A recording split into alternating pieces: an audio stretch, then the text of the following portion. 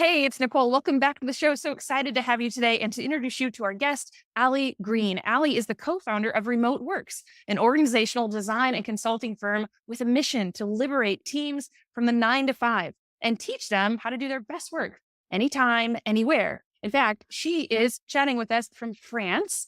Just proof that she's a practitioner, that she knows this stuff and she gets it and she can help you remote work too. Hey, if you're an entrepreneur who usually fast forwards intros just like this one, this is the podcast for you. Ali, welcome to the show. Hi, thanks so much for having me. Very excited for our conversation. Bonjour, Ali. Sure. That's why we pay him the big bucks. Right there. Those one-liners. I love it. Hey, just a reminder, our show is brought to you by Smart Cookie Media, where we believe data tells a story, and not just any story, your business story. As a subscriber to the show or as a client, you'll get insights on profitable, data-driven marketing strategies that work for you and your business, your industry, not some cookie cutter trends. No, ideas that are led by your customer data so you know they'll work for you. Connect with me on LinkedIn or Instagram to learn more. Everything's in the show notes. Now, let's get back to the show. We'd like to start off with the same way we do with all of our guests. Ali, tell me, how would you finish the sentence? You know you're an entrepreneur when?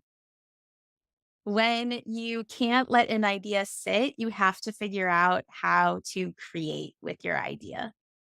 Oh my gosh, it sounds like there's a story there. When was the last time you had one of those ideas you just couldn't let sit?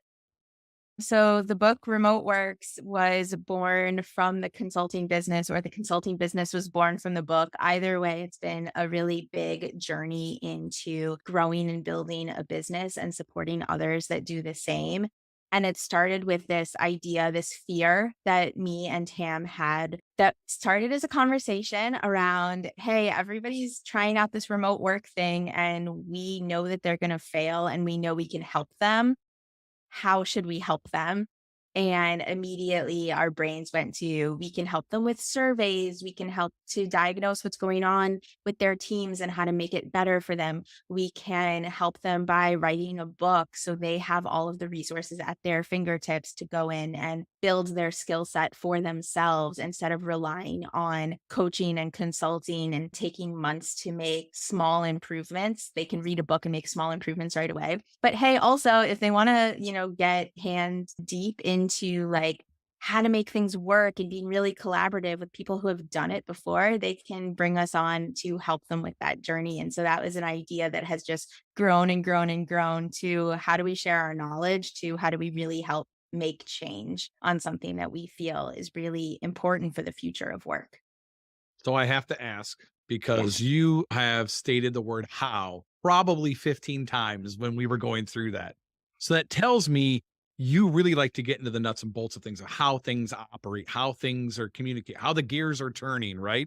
So what was one of the times where you sat back and said, wow, how did they get this messed up? I'm glad that you picked up on that. One of my last full-time roles, I had the internal nickname of being misprocessed because I needed to figure out how things worked and how to make them better. And I was always, making process improvements and figuring out new formulas to bring the business to the next level. So the fact that you already picked up on this in the conversation really amuses me and takes me back to that. The reason why I think a lot of companies have gotten to this point where they don't know how to lean into remote work is because there's a lot of fear involved. And it's really unusual to talk about emotion in business. A lot of people, I think, want to keep those things separate, but we are humans and you can't separate emotion from the lived experience, even the lived experience of growing and building your own business. Right now, we are in the moment of an evolution. And in that evolution, we're telling business owners, people that have been so successful in their career, hey, what has gotten you here will no longer get you there.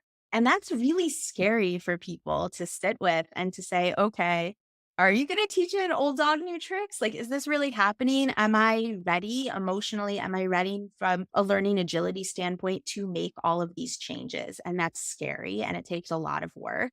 And that's why there's so much tension right now on, are you going to lean into making that change and making your business grow in a remote or digital first environment? Or are you going to cling on to the old way of doing things, the things that have made you successful so far? So it's scary So for both the remote worker and the employer or the business owner, correct? I mean, you have this push and pull thing going on both sides. it's scary for everybody. I think everybody's just trying to figure it out. And unfortunately, media attention likes glamorizing conflict. And there's really good stories about employer versus employer, office versus remote, or all of these intense dichotomies when it doesn't have to be an either or situation. It's about what's mutually beneficial for the goals of our business and how the work gets done and what can make us most